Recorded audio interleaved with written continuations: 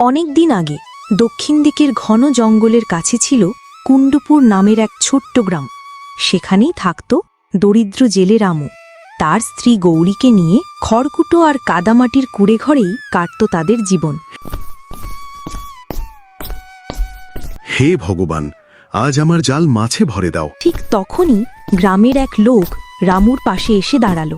কিরে রামু, তোদের জালে কি কোনোদিন দুটো মাছও পড়ে? একটাই মাছ পেয়ে তোদের সংসার চলে?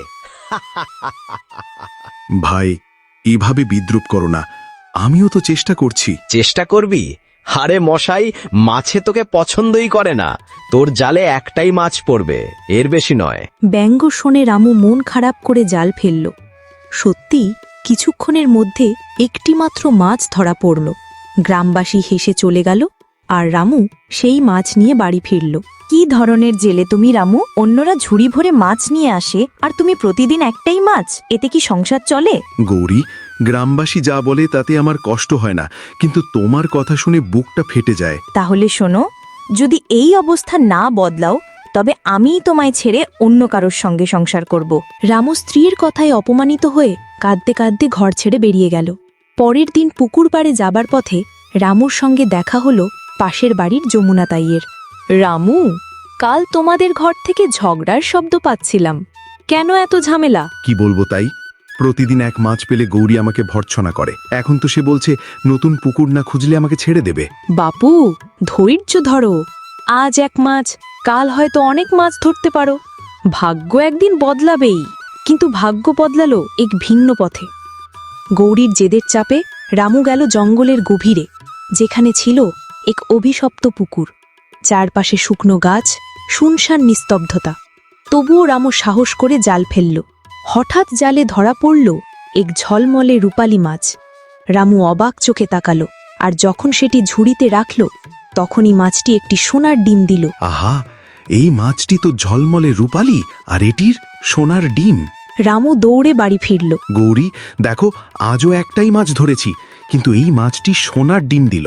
অসাধারণ! যদি প্রতিদিন একটি মাছ আর একটি সোনার ডিম পাই তবে আমরা শিগগিরই অঢেল ধনের মালিক হব। এরপর প্রতিদিন রামু পুকুর থেকে একটি মাছ পেত, আর প্রতিদিন একটি সোনার ডিম পেত তারা। কিছুদিনের মধ্যেই কুড়েঘর বদলে গেল অট্টালিকায়। রামু পেল সম্মান, আর গৌরীর মনে জন্ম নিল আরও বড় লোভ। শোনো রামু, প্রতিদিন একটা ডিমে কি হবে? যদি সব মাছ একসাথে ধরে ফেলো তবে একসাথে শত শত সোনার ডিম পাবো। না গৌরী, এ পুকুর সাধারণ নয়, এর রহস্য আছে। এর সীমা লঙ্ঘন করলে সর্বনাশ হবে। যদি তুমি তা না করো আমি প্রাণ দেব। স্ত্রীর জেদের কাছে হেরে রামু দিয়ে চাকর নিয়ে পুকুরের জল খালি করতে শুরু করল। কিন্তু পুকুর শুকিয়ে গেলেও কোনো মাছ বেরোলো না, বরং তলদেশ থেকে বেরোলো কালো ধোঁয়ার এক ভালম্পর সর্বিল। চাকরেরা ভয়ে পালালো, আর রামু আতঙ্কিত হয়ে বাড়ি ফিরল। গৌরী, পুকুর শুকিয়ে শুধু অভিশাপ বেরিয়েছে। এখন বুঝতো লোভ কি সর্বনাশ করতে পারে। অল্প দিনের মধ্যে গৌরী ভয়ঙ্কর অসুখে পড়ল। তার চিকিৎসায় রামুর ধন সম্পদ শেষ হয়ে গেল। তারা আবার এক কুড়ে ঘরে ফিরল। সব আমার দোষ রামু, আমার লোভের কারণেই এ সর্বনাশ হয়েছে। আজ বুঝলাম লোভ সত্যিই অভিশাপ। হ্যাঁ গৌরী, লোভই সর্বনাশের মূল। পরে তারা আবার সেই অভিশপ্ত পুকুরে গিয়ে ক্ষমা প্রার্থনা করল। হঠাৎ অলৌকিকভাবে পুকুর জলে ভর্তি হয়ে উঠল।